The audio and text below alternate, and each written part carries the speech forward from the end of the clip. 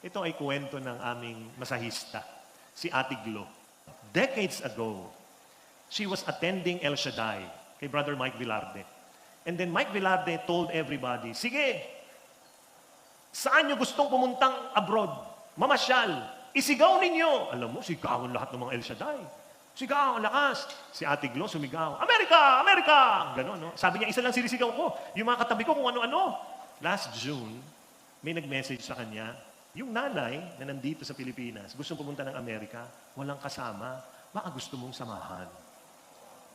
A-applyan ka namin ng caregiver na dokumento. Tapos ilakad mo sa embassy. So siya naman parang, dumating na yung dokumento. So sige, ito na, dasal siya. So inaayos niya. Tapos ito na, punta siyang US Embassy. Pagpasok niya, tahimik lang siya talaga.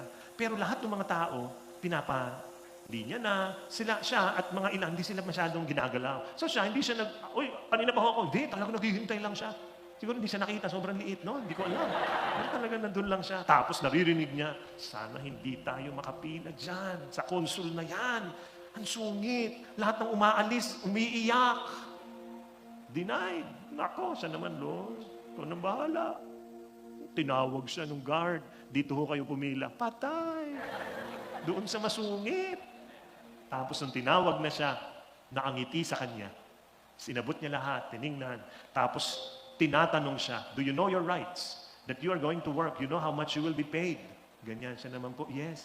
Can you tell me? Ganyan. Daming tanong. Tapos nung pinapasagot na siya, sabi niya, pwede ho ba magtagalog? Hindi niya masyado mapaliwanag.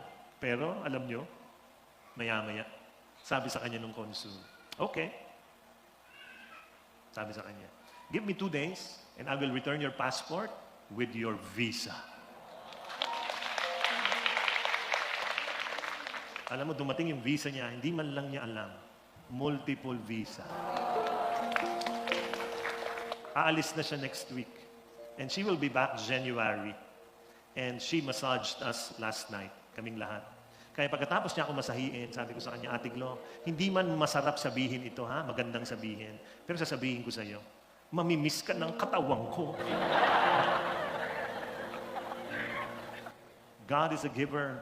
Please do not forget that. Kaya sabi niya, binigay pa rin ni Lord yung isinigaw ko decades ago. May inihingi ka kay Lord, di pa binibigay. Minsan nakalimutan mo na nga ibinaon mo na.